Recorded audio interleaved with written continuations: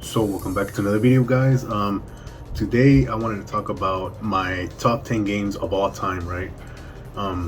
These games have a big place in my heart, right? So these are based on all of the games that I played so far that really meant something to me, right? It's not an official top 10 list, right? It's just my opinion games that at the time when I played these games, they meant so much to me, and that's why I put them in my top 10, right?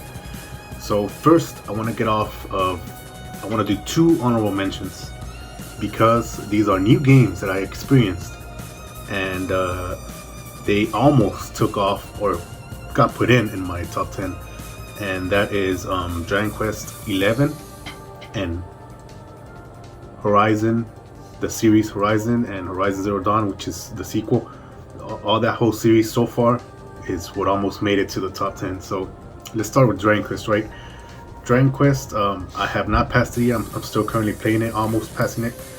And the way I feel about Dragon Quest 11 so far, it's giving me like the nostalgia of the RPGs that were back then, right? Because back then there was a lot of RPGs, and most of them were turn-based, right?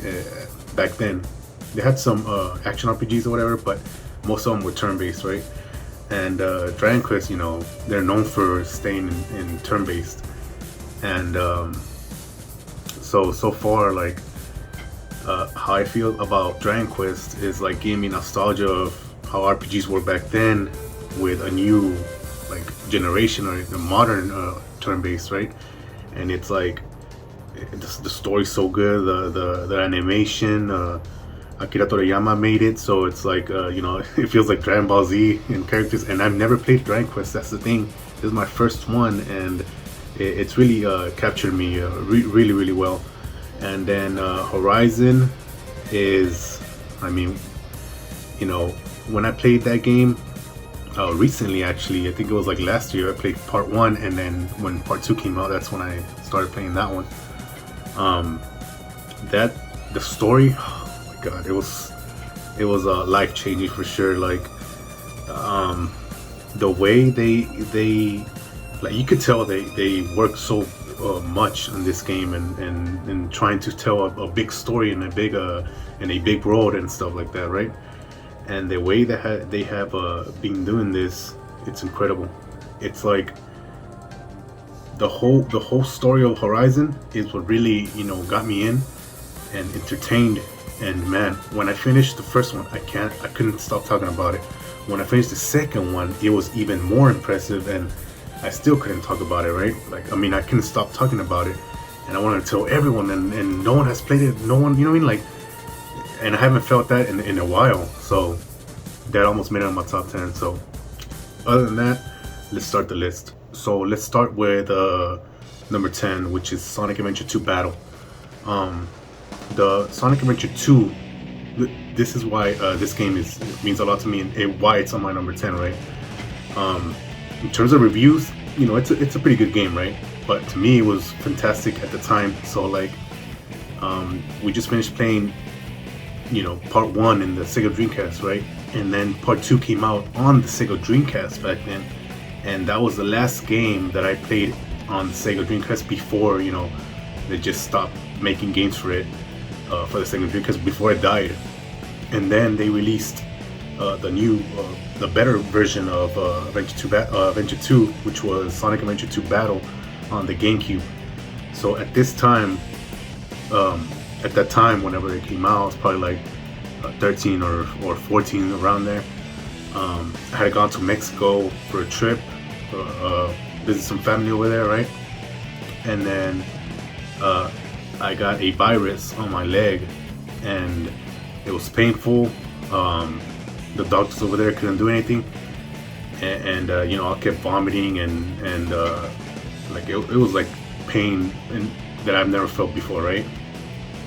And so what happened was, we had to come over here in order for them to operate me, and what they did is just they cleaned my bone in my leg, and for like a month I was in the hospital, and then when I came home I had to take medicine, so I couldn't really move or do outside activities. I couldn't move that much. I had to stay in bed a lot, and through this whole time of being home in bed, that's what I was playing. Sonic Adventure 2 Battle for the GameCube, and I played the hell out of that. I played they had like 3 stories. I think it was the heroes, the villains, and then the one where both of them unite.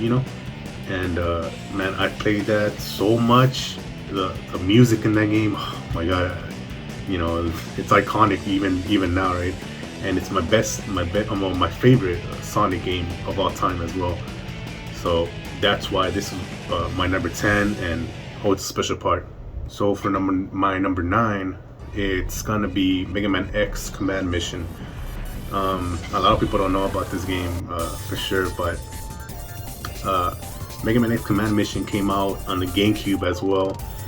And this game, so for people that don't know, right, Mega Man X is my favorite character of all time video game character of all time, right? Not Mega Man, not Mega Man EXE, Mega Man X, right? Specifically Mega Man X. And so that's my favorite character, right? And my favorite genre of video games is RPG. So guess what this game was?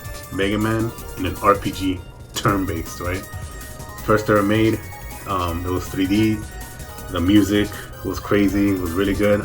I enjoyed the hell out of the game. I passed it. I remember fighting Sigma at the end, and with I had a I can't remember where you had to unlock or recruit Zero, the black version of Zero, and I think he was like, I don't know what it was, but I remember getting him and I had him in my party or whatever, and I couldn't pass the last boss, Sigma, and I kept trying until I finally did, and it was the best thing ever. That game was incredible.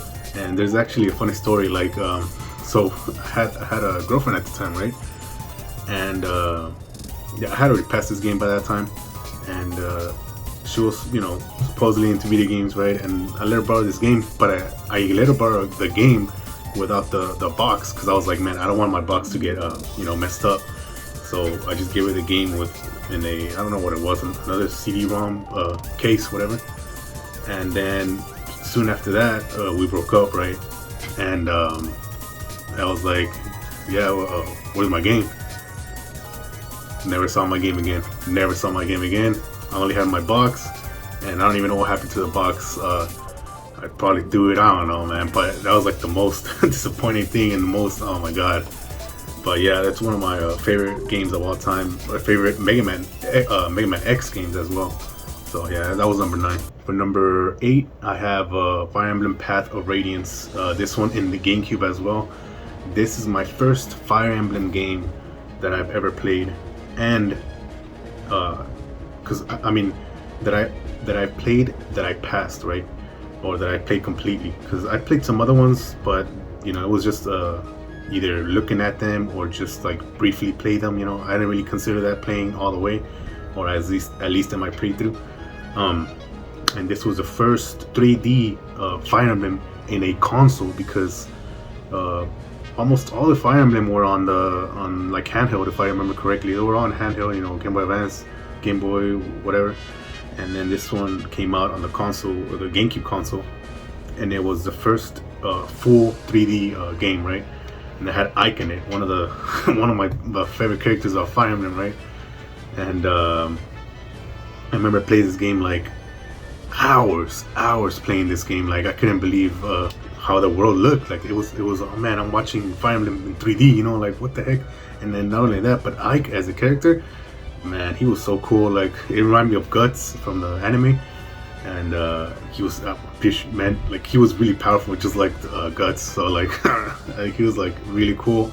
Yeah, like that game was so good. Like I enjoyed every single bit of it. But Path of Radiance means a lot to me. It's my number 8. It was my first Fire Emblem, first 3D Fire Emblem game. After that, we got the second part 2 of Fire Emblem, then from that we had no console games, only DS, 3DS, and then we got Three Houses, right? But yeah, that's my number 8 of my top 10 list. So for my number 7, I have Marvel vs. Capcom 2. This is my favorite fighting game of all time, traditional fighting game, right? So this game meant so much to me. So there's a story behind this. I had my cousins, right? My cousins were the cousins that always get everything first. They get their games, they get their systems first, right? And for us, it was harder. We didn't have that much money, and every time we had to get something, it would have to be for me and my brothers, right? My brothers and I, right? So we had to share. If we get a console, we had to share it. If we get a game, we had to share it. So all that, right? So I remember, like, through the PS1, all this stuff, like, they always had the games first and the consoles first and on launch, right? And that time, the Sega Dreamcast, whenever the Sega Dreamcast came out, they didn't get it. They didn't have I think it was sold out. I can't remember at that time, but I remember coming home and my dad got us a Dreamcast, and my cousins came over with Marvel vs. Capcom, the first one, because my dad got me Sonic Adventure, or got us Sonic Adventure, and my cousins only had the game on Marvel vs. Capcom, right? But they couldn't get the console. We had the console. They came over. We played Marvel vs. Capcom that night. All the way. Oh my god, it was so good, right? So the reason that one's not in my top 10 is because even though we had a fun time at that moment, the game was lacking. They didn't have a lot of characters. It was the first game, so it was okay. Like, it was good, but it wasn't as good as Marvel vs. Capcom 2. So when Marvel vs. Capcom 2 came out, that's whenever, we had so much fun on part 1, Marvel vs. Capcom, the first one, right? When part 2 came out, and they had Mega Man. First of all, my favorite character. Obviously, you had the original Mega Man, but either way, Mega Man and a fighting game. They had Jill from Resident Evil. They had so many characters. So many. That was the first time. Now we see Smash having all these fucking characters, right? But back then, Marvel vs. Capcom was the one that had humongous characters, like huge roster, right? The music was really good. Like, everything was just perfect. The gameplay, the graphics, the visuals, the music, characters, everything was really good, and we had so much fun playing that game, and that's why it's on my number 7 in the list. So on my number 6, I have The Last of Us, right? The Last of Us is a phenomenal game. I give it, if I could give it a 10. Obviously, it's unrealistic. There's no 10 out of 10 game, right? But it's close to it, in my opinion. Like, that game was incredible. I had an incredible experience there, right? The story was out of this world. I think that was one of the first times, if anything, one of the first, because there's been so many story games, right? But that was the first game that I felt like a realistic story that could happen in real life, right? And the way they did that, like, it was perfect. It was perfect. The characters, the environment, the story, the music, the emotions in the game, right? So that's the main thing that I love about this game, right? The other thing was the multiplayer aspect. So this game had a multiplayer mode, and it was just added. It wasn't like the main focus. Obviously, the single player experience was, and that was a masterpiece. That was a masterpiece of a game, right? Of the story and all that. And it had a multiplayer. My cousins, my brothers, everyone, we all played the multiplayer, the heck out of the multiplayer. It was so good, man. And they actually had a competitive, and I didn't even know about that back then, but the multiplayer was so good. And it's funny because during that time, my brother invited one of his friends to play with us, right? I think it was like one game session. We played, and then my brother stopped playing, or when he wouldn't play, his friend would log in. So it would be me, his friend, my cousin and my other brother, my youngest brother, and we would all play, right? It was 4v4, I think, or 6v6, I can't remember. And so we used to play with him a lot, and we became good friends without meeting each other in real life, right? And this was my friend, my brother's friend, and yeah, like we were playing nonstop. Like I have like maybe like 700 hours playing that game. Like I played the multiplayer like so much, and that's where I met my friend Humberto, right? And then I finally met him in real life, and he became a friend that's a friend for life, right? So that one has a really sentimental aspect in the game for playing that game, right? So not only because of the experience I had in the single player aspect, but also the multiplayer, how it connected and made a friend for life, you know? So that's why it's my number 6. So for my number 5, I have Persona 4 Golden. This game was incredible. This game was crazy. A really good story, really good music, really good gameplay, and still have the physical copy of the game. This is the only copy I have from my PS Vita right here, and this game means so much to me, and it's my first it was my first Persona game that I ever played.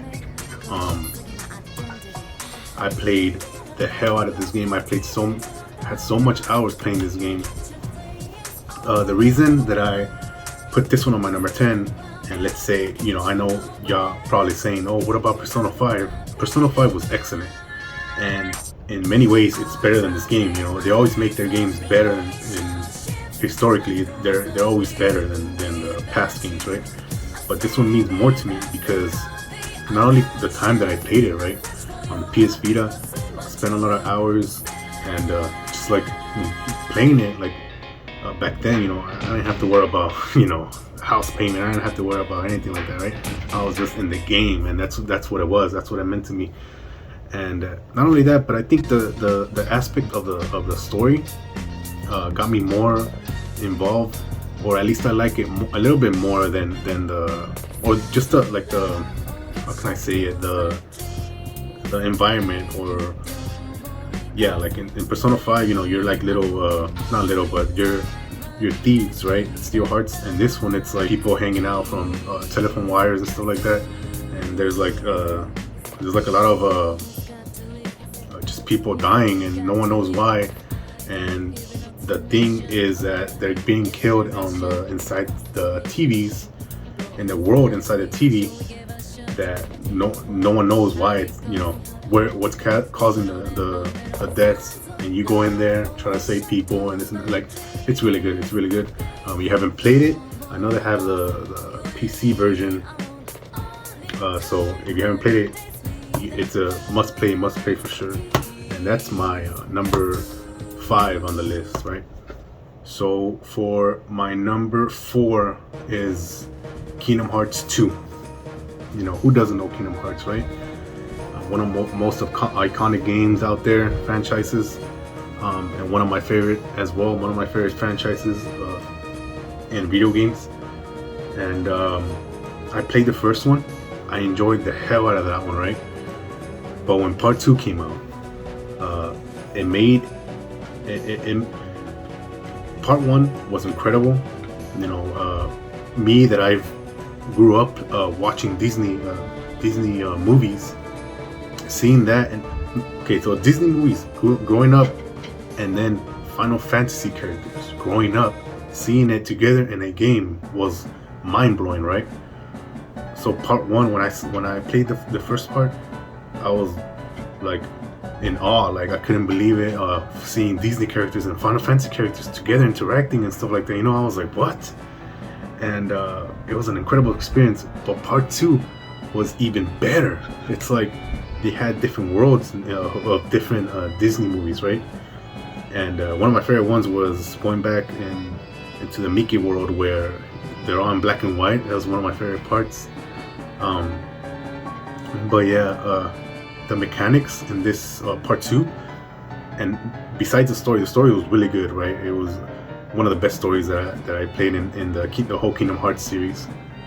But the mechanics, how going to simple gameplay on part one, right, to like in part two where you have different forms and different ways to attack or to maneuver in the air and this and that, like it made the whole experience even more incredible. You know, not only seeing the Disney world and the Final Fantasy characters collide together, but also the way the game played. You know, and yeah, that's my number 4 of the list. So now we're on number 3, right? This game meant so much to me, as in playing it. You know, it gave me a lot of emotions, and it was close to my top 2, but it's my number 3, and it's Final Fantasy Crisis Core. Why is it not Final Fantasy, right? The original?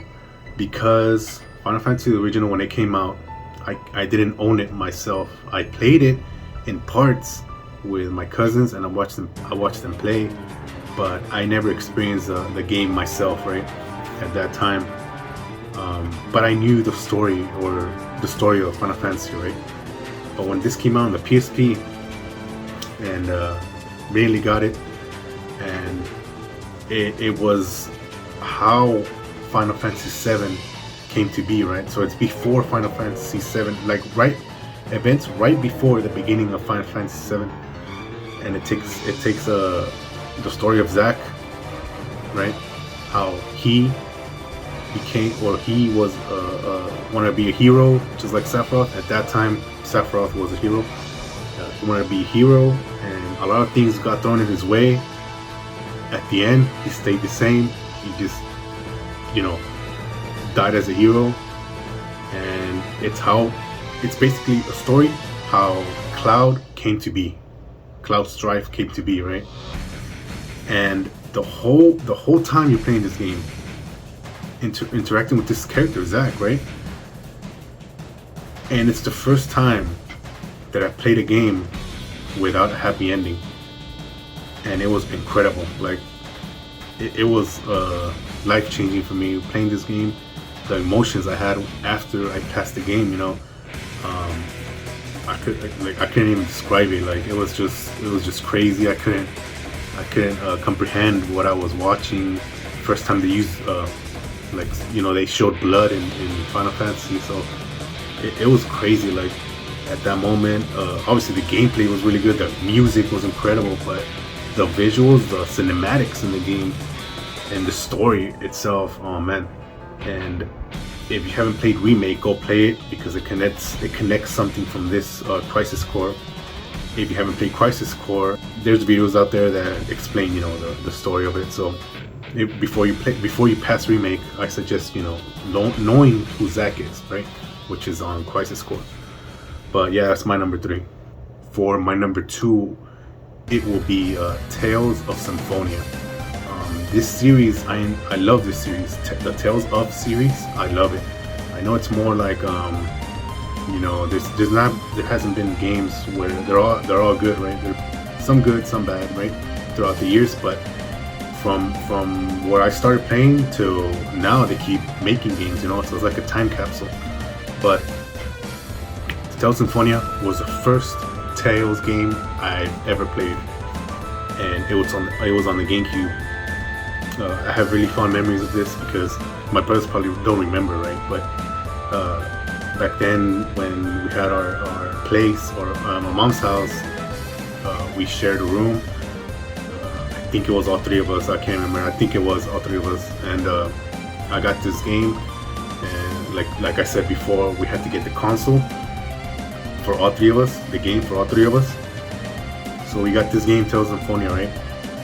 And it had a multiplayer in it, but only when you enter a combat, then you can control the other 3 characters. Like, you're the main character, plus you can connect three controllers and play the other 3 characters.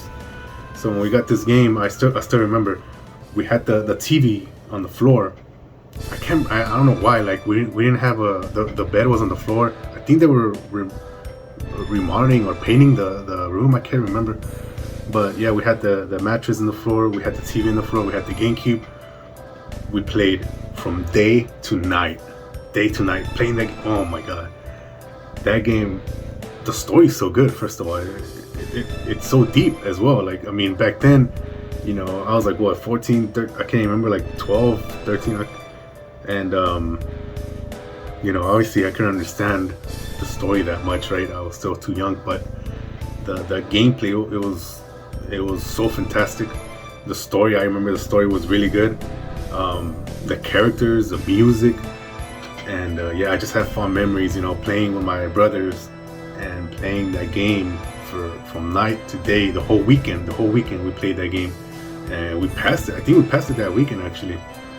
Played non-stop. That one of the best Tales games, my favorite Tales game of all time. Even though Arise came out, it's Tales Symphonia, my favorite Tales game, hands down. So yeah, that's my number 2. So now we're at number 1, my favorite game of all time, from all the games that I've been playing so far, right? Since back then till now, favorite game, Final Fantasy X. Final Fantasy X. This is my Switch version of the copy, or the copy of my game, the HD remastered. This game was so good. Final Fantasy is one of my favorite franchises in video games, right? And this game is where I got my tag from this game. There's a certain in this game you could summon different creatures, right?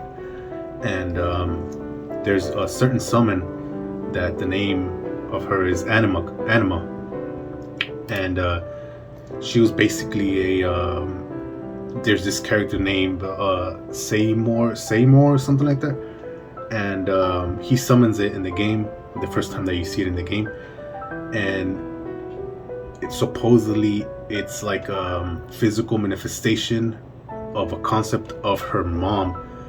And what the concept is that whenever she uses a move to destroy her opponents, she inflicts pain in herself to kill those, or to make, you know, attacks or anything like that. And I love that concept. Play the game, and when you get that summon, you can't get it just by going through the game. You have to get specific orbs inside the game where you have that summon. Like, you have to get certain orbs throughout the game in order to get that summon. You can't just, you know, get it automatically, right?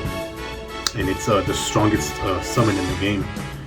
And I just like the concept how the creature is chained up, right? And then when you use the ultimate, it shows the bottom of the true version of her without the chains. Oh my god, so good. And so the game itself, one of the best stories I ever played in any video game. My favorite RPG game, Final Fantasy X. This was the last true RPG turn-based game from Final Fantasy. This was the last one. I originally played it on the PS2. After that, you know, they started changing the combat more, and they went more.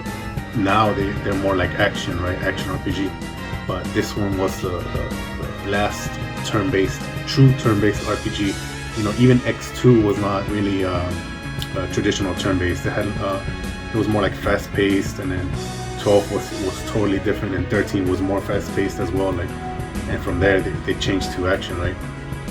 But the characters, the love story in this game, the way Tidus and his father, like the relationship they had, the cinematics, the world, the music, and the gameplay, incredible.